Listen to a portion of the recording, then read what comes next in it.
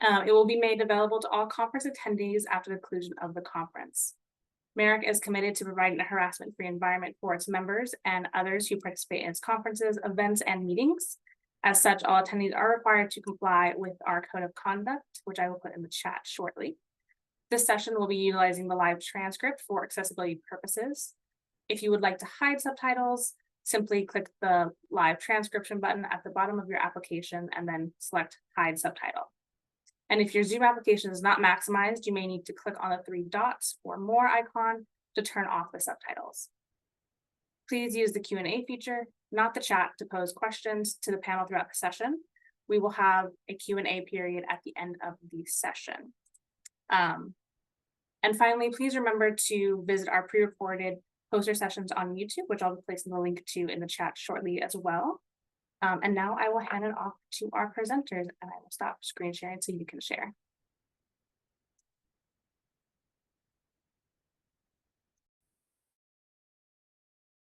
Okay, hello everyone. I am going to get our screen sharing started. I hope that you can see this on the slide right now. Hello, welcome to today's session. We're so glad to have you here and to have the opportunity to make this presentation during MERIC. I'm Catherine Dayrit Mayfield from the University of Maryland Libraries. I also go by Kate, and I'm very happy to be here today with my colleague Jen Gathings to talk about oral history and archival description. So we're going to share a bit more about ourselves in just a moment, but to get started, we're going to do a quick overview of our plan for the next hour. So as I mentioned, we'll introduce ourselves further shortly. We'll then provide more about today's session, its focus, and what it covers as well as does not, and what you may be able to take from the presentation today. We're going to ground ourselves in what oral history is and the steps of the oral history life cycle. And then we're going to go over a theoretical framework and key considerations. Then we'll really begin digging into description or metadata across the oral history life cycle. And then as Selena said, after we wrap up, we'll have some time for Q&A. So I am going to pass us now to my colleague, Jen. Hi, I'm Jen, and I'm the Collection Strategies Archivist at University of Maryland. That's my current role since 2023, and that followed 10 years as the processing archivist for labor collections. Most of my 22 years in archives has centered around accessioning and processing. A focus on oral history developed from 5 years I spent at the Veterans History Project at Library of Congress, which overlapped with 6 years of service on SAA's oral history section. As I continue my work in the archives at University of Maryland, I'm involved in accessioning and sometimes processing for all collection areas. I collaborate with curatorial teams to document new accessions and provide access to the public. Special collecting projects and backlogged accessions or unprocessed materials are also an aspect of my work, such as very large accessions on pallets. And go ahead, Kate. Okay. I am the Associate Director of Special Collections and University Archives at the University of Maryland, where I've been since 2022. Over the years, I've worked in a variety of settings, and much of my work has centered around growing access to collections, including oral history.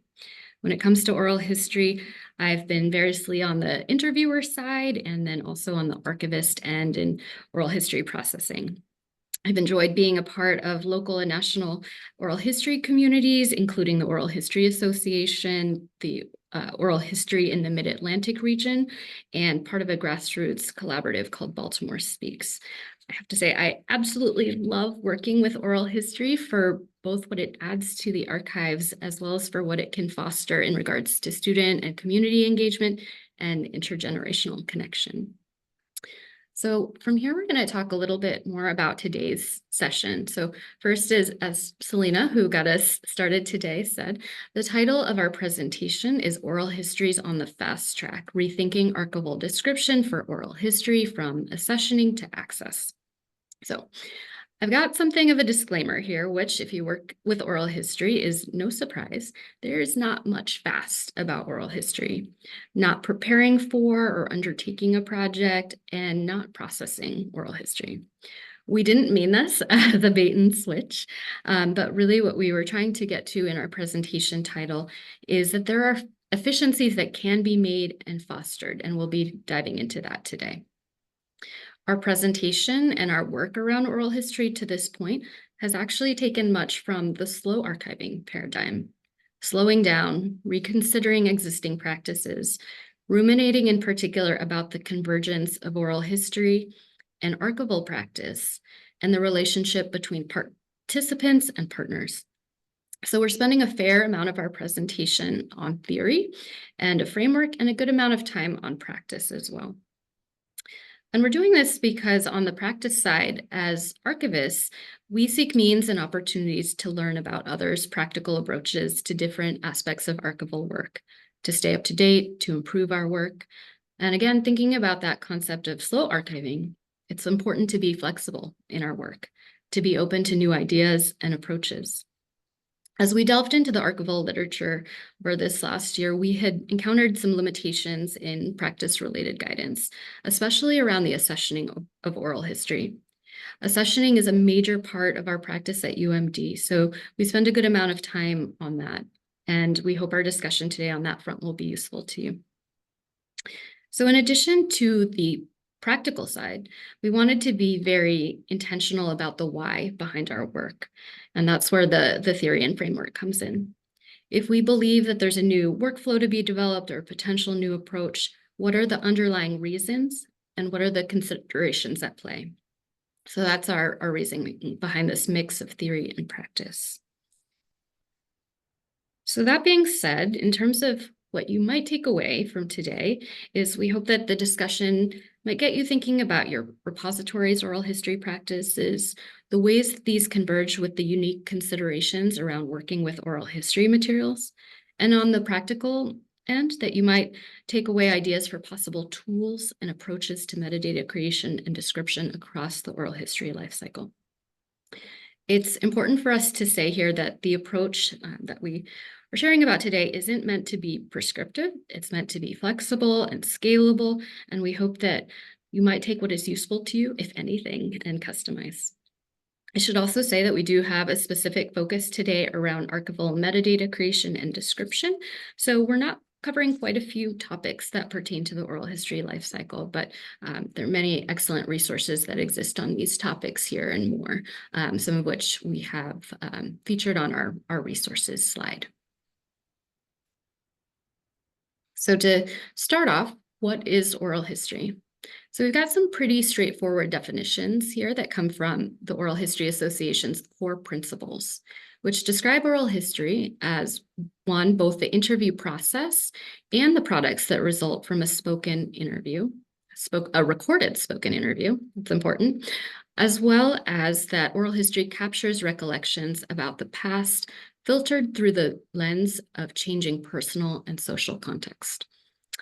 There are certainly other definitions.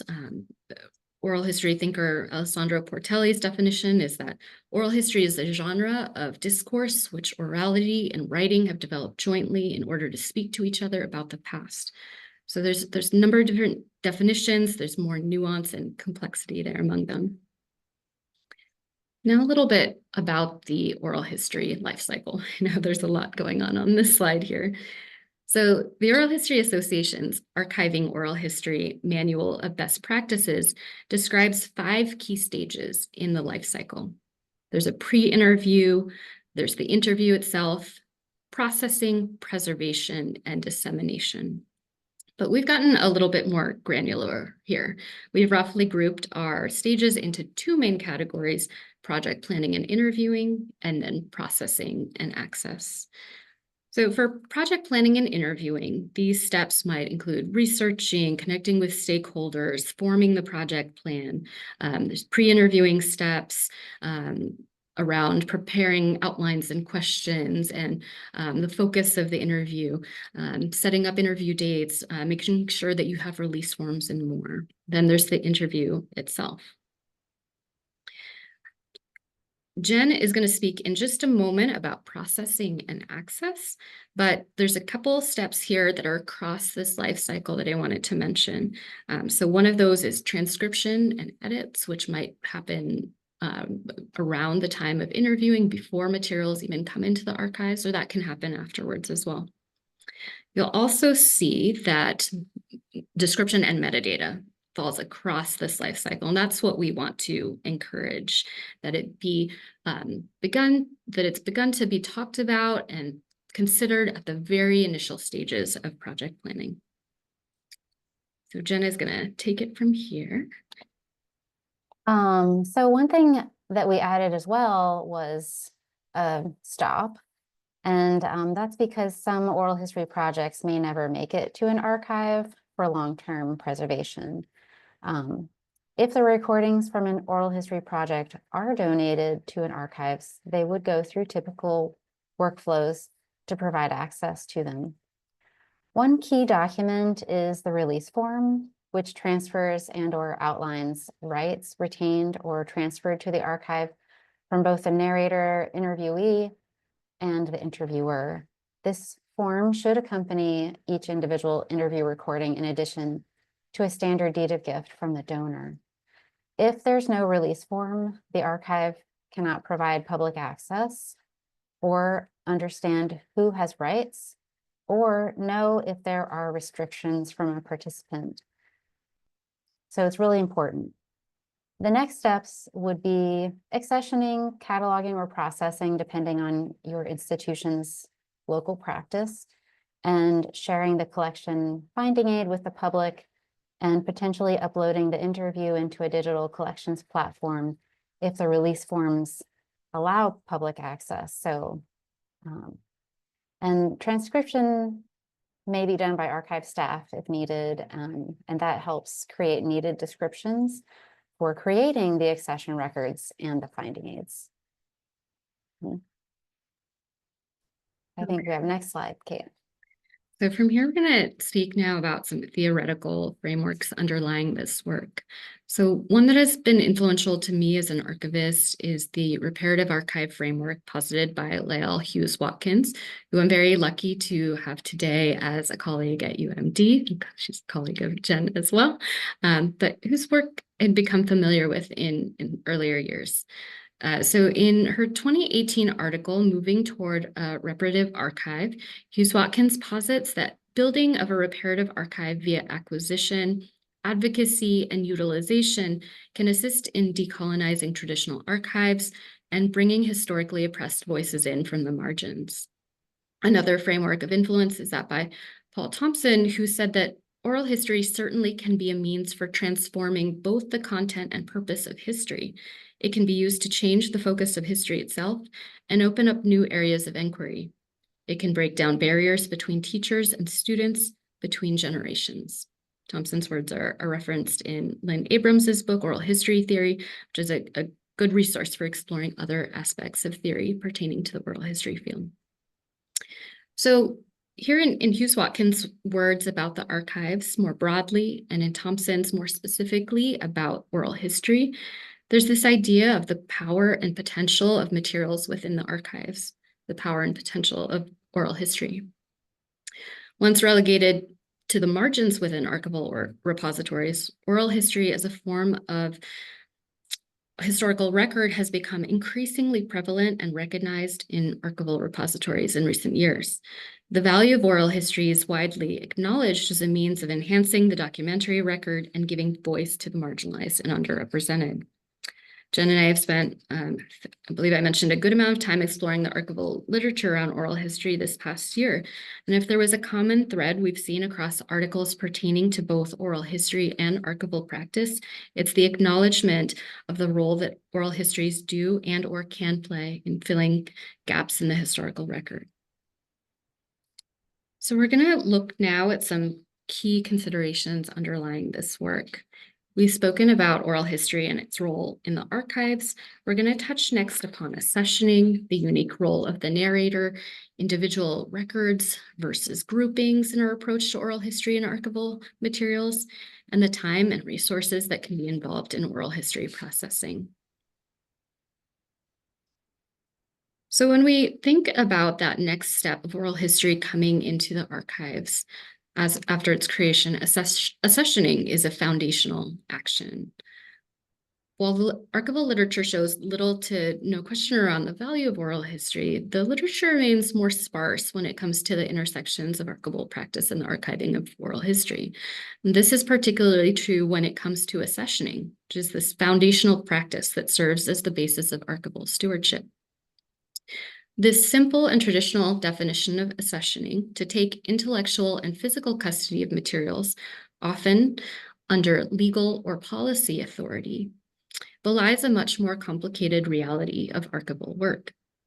It's one that involves ethical and procedural concerns for archival materials of all kinds, as well as a multitude of activities under the quote-unquote accessioning banner. But oral history and the inherent nature of oral history as a co-created product evokes yet further and unique considerations around ethical practice and process. In a field in which respect to fonds or grouping collections of records according to their origin is a foundational principle, archivists gain initial intellectual and physical control of discrete groupings of materials. Archivists create accession records describing the extent of materials together created and collected and then donated. But how do archivists approach, or how should they approach, the accessioning of oral history when each individual interview is a co-created product by the narrator and interviewer? In many cases, each oral history is governed by its own rights agreement between creators, donors, and repositories, as reflected in individual deeds of gift or release forms. So how do archives handle the accessioning of oral history when each interview is both a standalone gift to the archives and also a component of a larger group? Another key consideration here is that oral history processing takes time and can be very resource intensive. We've listed here some of the life cycle steps that we've seen, as well as some more granular actions. So these steps, complications of developing processes and workflows to manage and tackle these, as well as further complications around lack of release forms or metadata, can contribute to even further backlogs. So what does this mean, and what has it meant for us? So with these considerations here in mind, these theoretical frameworks in mind as well, we have begun to take an item-based approach to oral history accessioning as a means of recognizing and reflecting the unique rights statuses of each interview and the context behind it, as well as for building a foundation for improved description at later points of oral history processing. While the process requires upfront capacity around information gathering and time in conducting accessioning, it ultimately provides a framework for making use of efficient archival practices, enhancing discoverability, and acknowledging the active participation and contribution of each narrator. I'm going to turn us now to Jen. Okay, so we were just going to do a checkpoint to see where we are in the presentation. We talked about who we are, oral history and its life cycle, and key considerations in oral history practice and theory. Next, we'll talk about some concrete examples as a case study from an oral history project in UMD's collections. For many years at the University of Maryland, as with most archives, full finding aids were the traditional goal for serving archival materials. The norm of processing all collections to an ideal standard level had contributed to the broader archival dilemma by the early 2000s of large amounts of unprocessed materials. With backlogs growing, UMD moved toward practicing the concept of minimal processing and accessioning as processing to make new and important archival collections accessible to researchers in a more timely manner. However, in both approaches, we had limited success in providing access to oral histories with the existing and legacy guidelines for our processing procedures. This is indicated in at least 2 editions of the Departmental Processing Manual, for which audiovisual formats are addressed, but without full guidance for the level of description in accession records and finding aids. This often left the means of accessioning audiovisual materials up to archivist interpretation on a case-by-case basis. This then resulted overall in incomplete or inconsistent accession records across collections over time.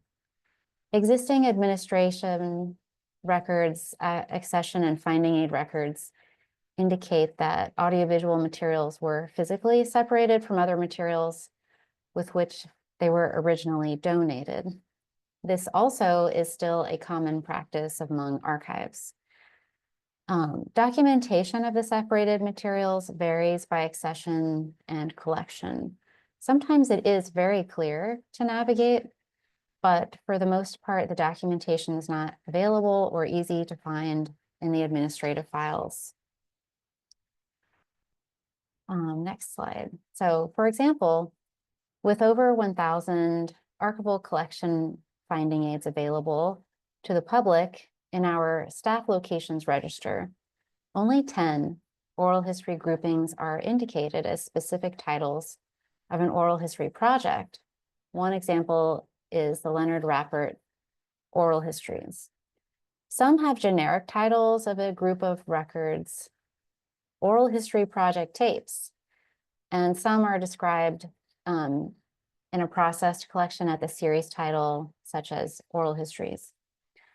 An archive space export of total accessions holdings was searched with the truncated term oral histor in order to simplify the term and yield results with multiple endings, such as oral histories and oral history.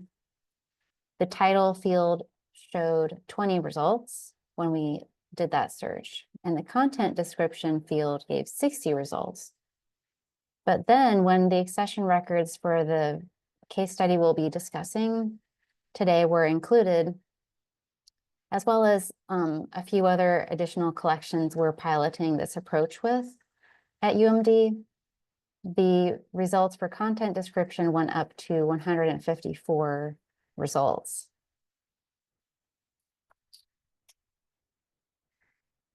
So without a set of guidelines for accessioning audiovisual materials, archivists described materials at a variety of levels of description and documentation. Oral history collections were also mixed into this setting of incomplete guidance and thus have not been made available to researchers in a consistent way, despite donor, creator, and archivist interests in enhancing the historical record with oral history projects. With the archival profession's wholehearted adoption of community archiving, reparative archiving, and new emphasis on documentation of underrepresented communities, oral histories have a new life in archives, which will only be effective if they can be accessible to intended user communities and the public. At UMD, both legacy and new collections are in need of review for improved documentation and description. The knowledge and awareness of our oral history collections needs for better public access prompted the drafting of new oral history accessioning and processing procedures to include in our department's processing manual. In devising procedures for accessioning and processing oral history materials, we decided to describe them in all administrative records at the item level, including accession records.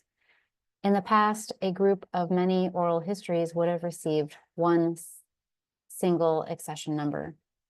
So assigning a different accession number to each individual oral history was a very new approach for us. It was a challenge to integrate this practice into existing guidelines while maintaining broader departmental aims of consistency and interoperability in our accession record structure. Yet we felt this decision was needed for the following reasons. Excuse me. First, release forms were not consistently used in our archive, which resulted in lack of rights information and thus limited public access. In some cases, the recordings had release forms which did not cover all necessary components, or narrators released rights to a different organization or institution, causing further confusion as to the correct rights holder. Additionally, access permissions to each oral history can be different, even if the oral histories are part of the same collection or project, and documenting this accurately requires each participant to sign a release form separately. Our new guidelines also formalize and clearly outline steps to accession and process oral histories in advance of creating individual collection records in our digital collections. Metadata about each interview is captured earlier and potentially by donor creator and can be used for all points of access. Kate will be going over this in a moment. By prioritizing the creation and documentation of metadata components early on, the individual records are more accurate and complete, starting with the first step of accessioning. The metadata created and documented is also available for description in the finding aid as well. Finally, individual records and descriptions contribute to closing the gap on underrepresented communities in the archival record. Thank you, Jen. So from here, we're going to talk about our oral history inventory template. So the work of the Oral History Association's metadata task force inspired our development of our inventory template noted earlier, one that could be used over the life cycle of an oral history project, informing and enhancing our accessioning work and records, as well as the work of later stages of processing metadata creation. So the metadata task force has some fantastic resources online. There's a survey report from 2020 called Oral History Metadata and Description, a Survey of Practices, as well as a metadata assessment and planning tool, which I highly recommend checking out. The tool features more than 100 metadata elements. So metadata elements like title, interviewer's name, all kinds of aspects of metadata that you might want to document. And so you might want to review that and choose from and consider using terms to describe and document legacy projects or active and new projects. I admit, when I first saw this, found it overwhelming, to be honest, but the tool really offers prompts to get users to think deeply about the various considerations that might impact the metadata that you want to document in your own particular context and for your projects. So out of this work and out of some 100 metadata fields, we really narrowed this down. So we created an inventory template that is a spreadsheet comprised of multiple tabs, each representing different components of information about the oral history and life cycle, and about the oral history interview, about interviewers and narrators who served as co-creators, and providing broader context about the oral history project of which the interviews are a part and are connected to each other. So as we previously said, oral history processing is well known as being time intensive, from transcription and auditing to for preparing finding aid content and more.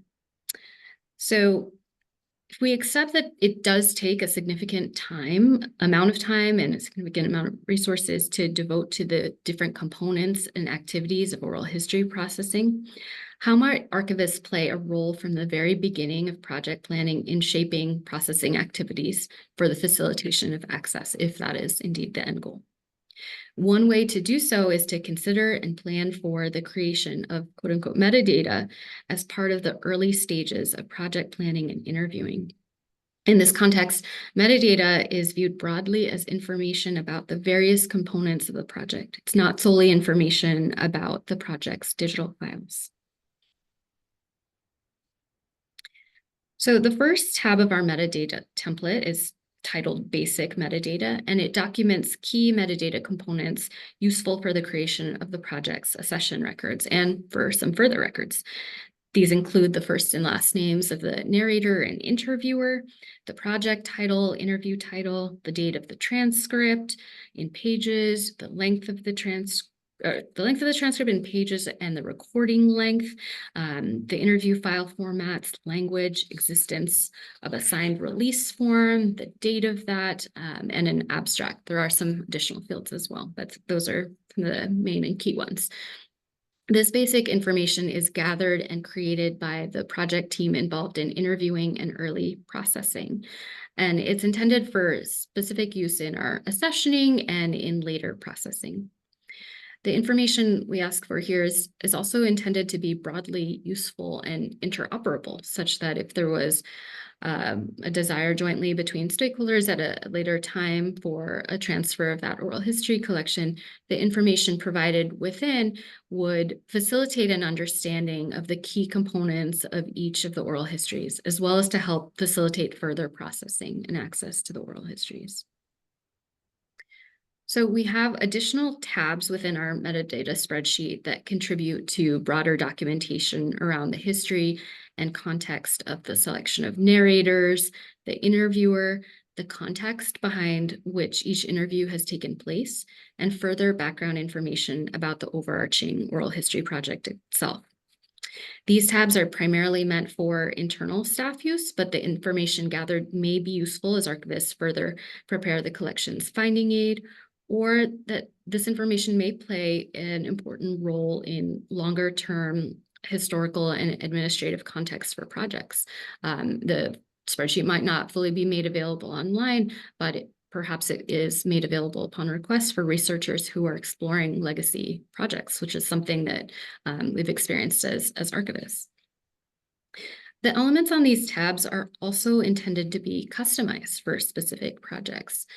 So it could be very basic here in your narrator tab, wanting to document your notes around the review of transcripts or other background. But if you have a project focused on a specific area, there's an intersection of race and ethnicity, for example, in the project's focus, then those fields are important ones to be able to document. So these tabs are very customizable depending on what that scope and focus is of projects, and what information the stakeholders, the project partners want to document. So as mentioned earlier, this inventory, I should mention that we also have actually another tab that is specific to, so we talked about background, and then we have a tab that is specific to our repository, our digital collections repository for audiovisual materials. And this in particular prescribes the entering of metadata in preparation for online access within our digital collections repository. The information here is pulled primarily from that basic metadata tab, but it also includes additional required fields that correspond to our library's broader metadata guidelines for audiovisual materials. And so as mentioned, sorry, Go ahead. Advance that a little too fast. So one last thing here. I should say that the inventory plays a role in the accessioning process, and it does so in two ways. The metadata on individual oral histories is used in the process of creating the individual oral history accession records. But importantly, it also ties the project's disparate interviews together. Within each oral history accession record, the file path for the collective project inventory is linked in the inventory note field. Okay, Jen. So our approach going forward is to create one accession record for each interview recording, and then create one finding aid for a collection of interview recordings or a group of accession records. We looked at several other archival institutions that also use archive space to find examples, and then select the descriptive methods that worked best for our local practices. Initially, we also looked at institutions using other content management systems. However, doing so muddied the waters of our decision-making. And we've decided to just focus on institutions using archive space. These new procedures were written into our department processing manual, which is currently being revised, and address both incoming recordings and legacy recordings, which may have limited documentation. The following are guidelines we incorporated specifically for oral histories being described in archive space. Institutions using a different content management system can adapt these recommendations to their system. Okay, so as we talk further about accessioning and show more into our process, we're going to be looking at records from an active and ongoing project, Reparative Histories, the Black Experience Project, which documents the existence and experience of Black students, faculty, and staff at the University of Maryland, as well as community members from the surrounding areas through the voices and words of the narrators themselves. The Black Experience Oral History Project is part of the larger Reparative Histories initiative, which seeks to address the relative absence of the histories of traditionally marginalized communities within University of Maryland's University Archives collections. The Black Experience Project was initiated in 2021 and is part of a larger and its conceptualization and planning was led by interviewer Dr. Francina Turner and Lael Hughes Watkins, who is University Archivist for UMD Libraries and is the current Associate Director of Engagement, Inclusion, and Reparative Archives. The work of Dr. Turner, who was at the time the Council on Library and Information Resources / Digital Library Federation postdoctoral fellow in data curation for African American and African Studies, and her partnership around metadata creation as the collection's primary interviewer has been key to facilitating the steps of archival description across the oral history lifecycle. I can't understate the roles of Dr. Turner and Lael in initiating and stewarding this project. About 60 interviews have been conducted at this time to date, with 21 in the finding aid and more to be added as processing and transcription continues. A selection of interviews are available online as part of an online exhibition, Rising Up, which is focused on student activism.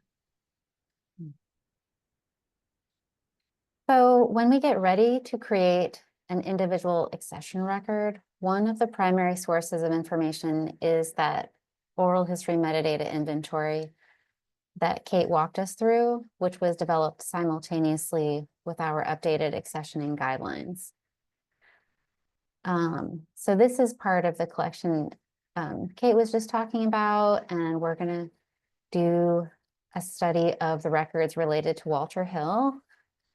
The accession title is comprised of the oral history collection name, a DACS-compliant indication of the nature of the records, which most likely will be recordings when you have an oral history collection, and the narrator's name. And following this format, Reparative Histories, the Black Experience Oral History Project, recordings, Walter Hill. Each interview should then receive a separate accession number. When there are multiple recordings and dates for one person, all recordings will have one accession number. In terms of accession dates, we found that there are frequently multiple dates associated with one interview, and there may or may not be a signed release form to serve as a source for the date information. We determined to use the narrator's signature on the release form as the primary date of accession. When release forms are not available, or in the cases where forms do not document the original transfer or stewardship by UMD, we plan to use the date of the deed of gift as the accession date. The accession's content description should follow best practices for description of the accession. And then the additional information we wanted to add is the name of the narrator and interviewer, identify the project that they're part of, and provide some context about the project and the collection, and also list the materials and formats included in the accession. If there was more than one interviewer and more than one narrator, all names and roles should be included in this content description. And since more and more oral history accessions will be made up of born digital formats, we are using the disposition note to include any information about born digital inventorying or processing. Okay, next slide. Information about any restrictions noted by the interviewer narrator in the release form, in addition to other standard notes regarding access, can be included in an access restrictions note. For example, this example, Walter Hill didn't have any restrictions, so there is no no extra note there, but other examples we pulled from to show you these options you could put in there. Oral history interview closed by narrator request until 2050. And another option could be narrator requests anonymity for their interview, including no public access to their oral history recording and indicating their speaking parts within the transcript as anonymous versus by their name. Information about copyrights and use of materials as indicated in the release form can be included in a use restrictions note. And this also would move over into the collection finding aid as well. Okay, and one more here. So recording the extents for oral history materials originally recorded onto analog material, such as audio cassette tapes or VHS tapes, is a fairly familiar and straightforward step most archives will have addressed in their guidelines. So if it's like 2 audio cassette tapes and 1 transcript, that's more straightforward, but extents for oral histories in a born digital format was a point of challenge for us because we were only able to view public finding aid records in our cursory review of other archives practices. And what we determined was to use the number or the quantity field to record the number of unique items. For example, 3 is used here for an oral history session that's comprised of a video recording, an audio recording, and a transcript. The type field will be items.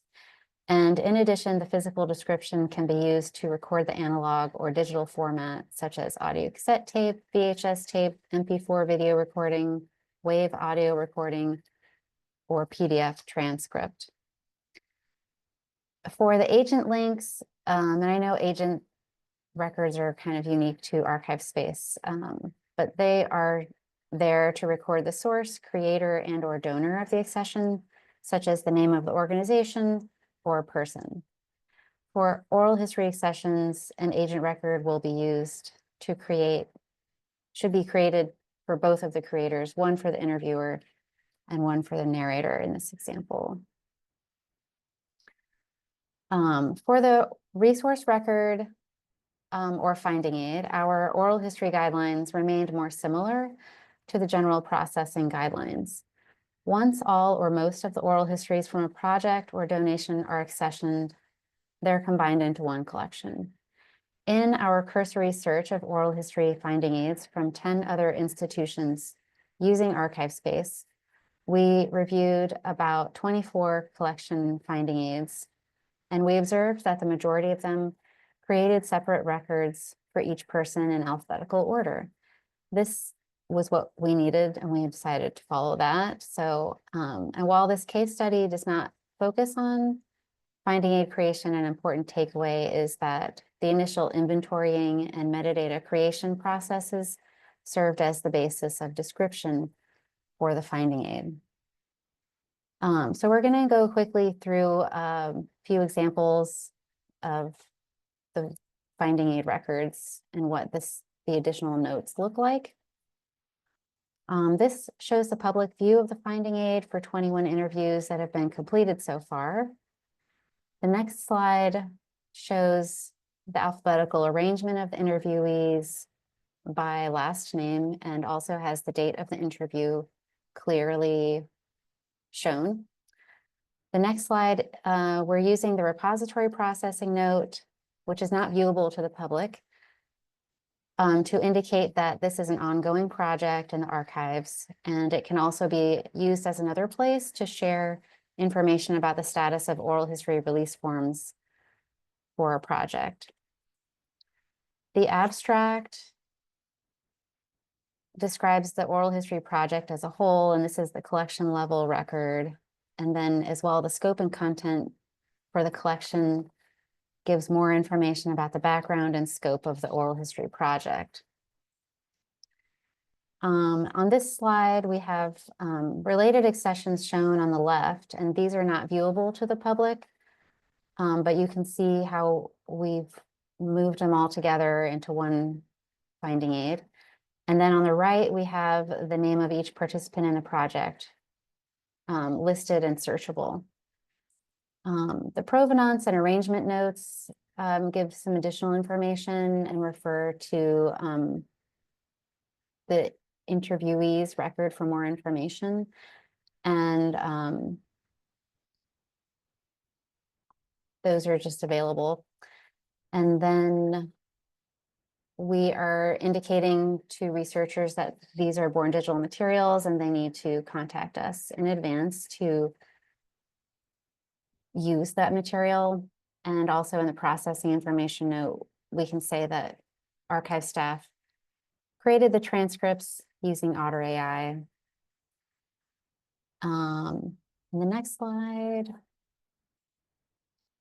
This is the individual record for Walter Hill and the finding aid.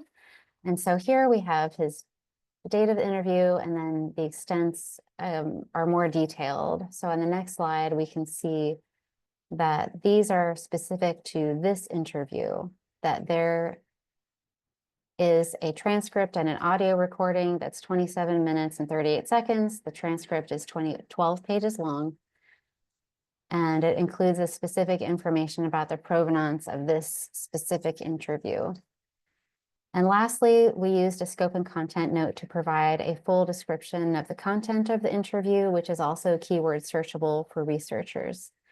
And in this collection, these descriptions were created by Dr. Francina Turner and shared and included in our shared oral history metadata inventory.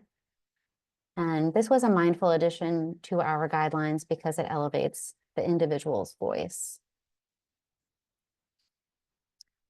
Okay, thank you, Jen. So we are almost coming to an end here.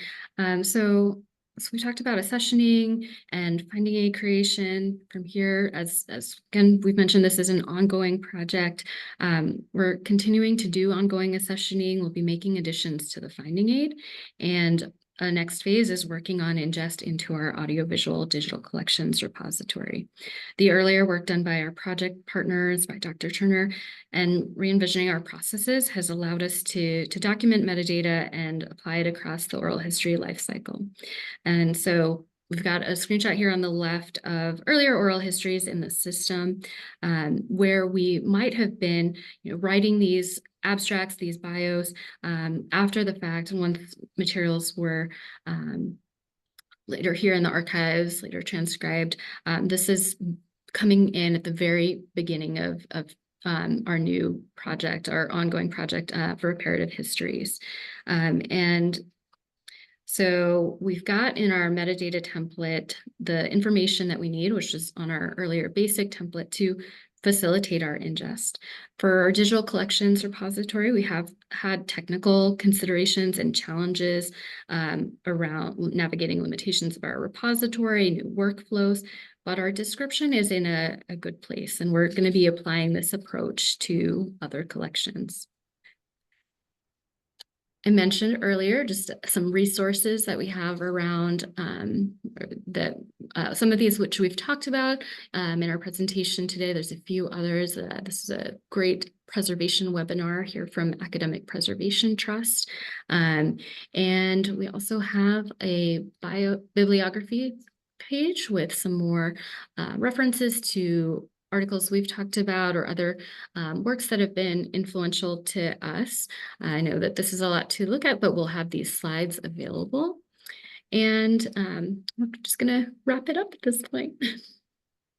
So in conclusion, accessioning is a building block, one that's critical to the traditional definition of establishing legal and physical control of materials within the archives, but more expansively. And when it comes to oral history, one whose practices can also set the stage for ethical handling of collections, improved discoverability, and a path for efficient processing and access. Too much information is lost when oral histories are treated at the collection level for minimal processing. Repositories, including our own, have made oral histories accessible via basic finding aids that provide minimal information about oral history extents. To make these interviews known versus hiding them as unprocessed is a milestone. But as seen via the finding aid, the finding aids we looked at, the who of the participants, the context behind their selection and participation in the project is lost when they are reduced primarily to their first and last names. As archivists working with oral history, this does not have to be the case when we make an effort to collaborate with project creators and donors from the beginning. This individual approach, however, requires resources, staff time, and capacity for oral histories to be documented for access. Having an oral history project, whether a current initiative or a legacy project, is a commitment of time for all involved and requires the resources and guidelines to make it available. Typically, metadata is not created until the end of a project, but we advocate for it being considered and incorporated into processes at the very beginning so that we can work with our project partners to accomplish a common goal of contributing to the historical record. So thank you very much. Thank you all. Thank you both for your presentation. I know I will take a lot away from it in my future work. So now we're going to move into our question and answer period. So if you have questions, please place those in the Q&A section at the bottom of your screen. We do have a couple. The first is, could you share the titles or authors of your main guides again? I think that was at your theoretical framework section.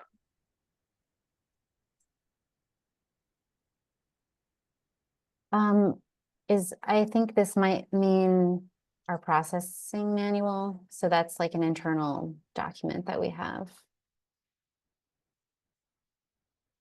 It's just called the processing manual.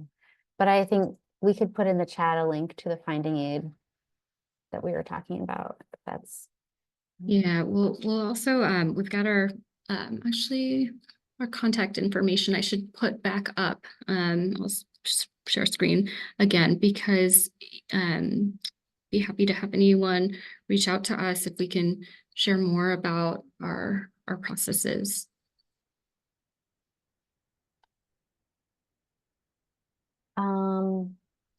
I can start answering the next question if Kate, if you wanted to put the link in for the reparative histories, oral history.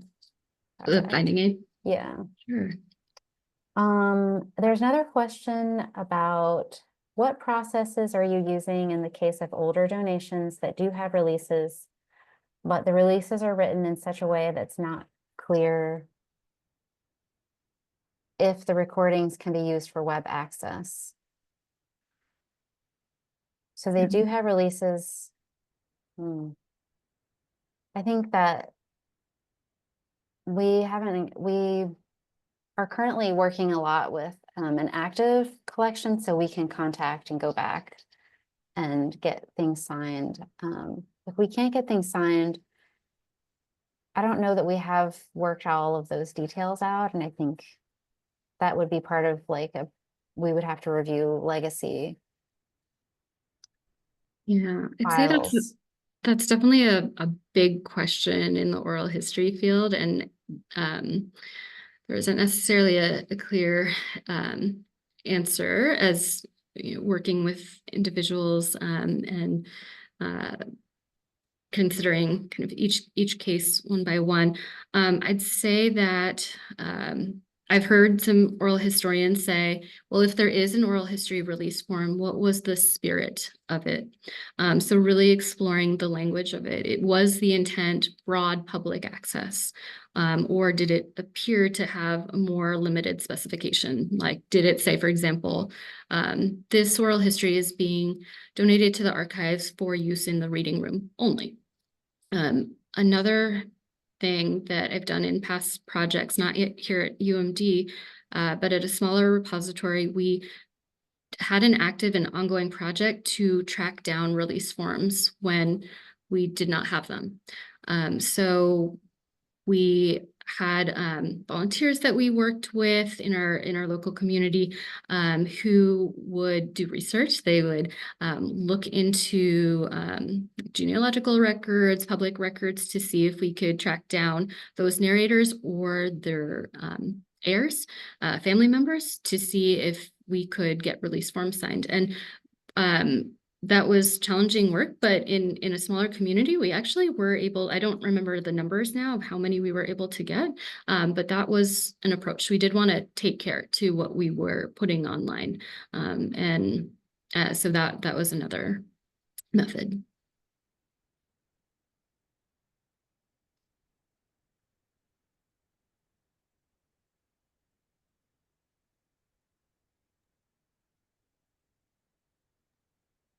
I don't see, oh, here's a new question. Go ahead, Jen. Sorry. I think we saw it at the same time. This question is pretty similar, but I've worked on collections that have interviews that were recorded, not necessarily as oral histories, but research for journalism, when any of these points apply. I think that all interviews should have a release form. So I think the journalism aspect is tricky. I'm not in the journalism field, but I know like someone might be interviewed for an article, but it's not intended as an oral history interview. So I think there's a little bit of a difference, but like if it's research for journalism and you are talking to a lot of people about a similar topic and you want to use it in another way that's not your newspaper or not your publication, and it might go to an archive. I don't know. I think that you would want a release form that is clear so the person knows where their words are going to go. Because I don't think they would want their words to show up in something completely out. They had no idea that their words would be used in that way or in that location. Yeah, I'd have the same concern, Jen, around what was the intent of and understanding when those interviews were conducted. Was there that understanding that those would be made publicly available in that form at some time? And we can really only know that if there's record keeping around that. I'd say that there's some that believe the entire archives can be digitized in the coming years, and that's not feasible, right? And so we have to be strategic about what we digitize, what we make available online, and around what we do have those rights for, what we have the permissions for. So I would probably, I would lean towards making that material accessible within the archives, but focusing online access in other areas where we do have those clear permissions. Mm-hmm. You want to take the next question, Kate, first? Sure. Okay, so. Thank you everyone for sending us questions. Yes. How do you manage interviews where you can't locate or procure a release form? So we would limit those to access here in the archives, in the physical reading room. And then how do you plan to handle legacy oral histories? Will you reaccession under the new workflows or just revise the finding aids? So at this point, we're not going to be reaccessioning old oral histories. There was an interesting project that we were just working on actually that is a legacy project where the vast bulk of materials were accessioned under one accession number. And then there were 3 other sessions or interviews that were conducted at a later time, but that the curator wanted to be part of that same collection. They're all related, but they're by the same interviewer. So we decided for those that we were going to create new accession numbers. They each had release forms, and so that made sense. So that was an interesting way for us to kind of meld old practice and new.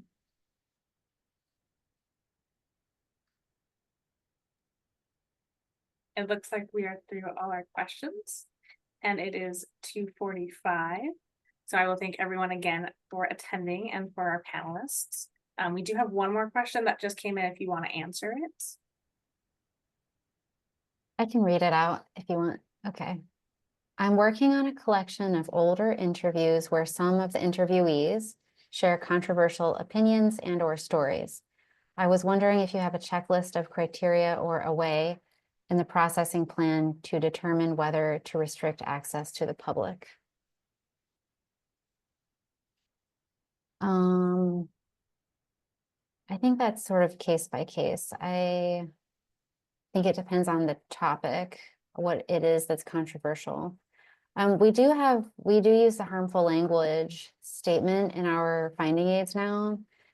So I don't know, maybe Kate, do you think we would like just have it be archives access only? I do think it's a very case by case Yeah. thing. There have been recordings and interviews that I've thought were controversial and kind of followed up with the narrator to double check. They really wanted online access to their interview, and in that case, they did. So sometimes what I think is controversial is something that, you know, the narrator really wants to be available, and so I do think it's a case by case judgment. And then also documenting what was intended by the person who's speaking. If they really want it out there, it's documented in the release form. And if they don't want it out there, they want to have it restricted for 50 years or 10 years or something, then that would be documented. So then it kind of, then it's not the archives making a choice. It's like, you know, providing access to, you know, what might be gaps in the historical record. So, of course, I don't know exactly what your example is, so that would be the next sort of, you know, thing to consider. So.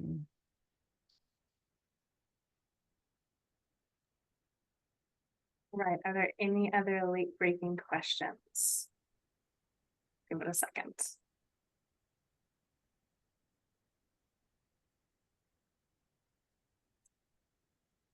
All right, seeing none, we'll wrap it up. Thank you everyone for attending today's session. As I said before, this was recorded, so it will be made available later in the program. We hope you have a great rest of your conference. Thank you very much. Thank you, everyone.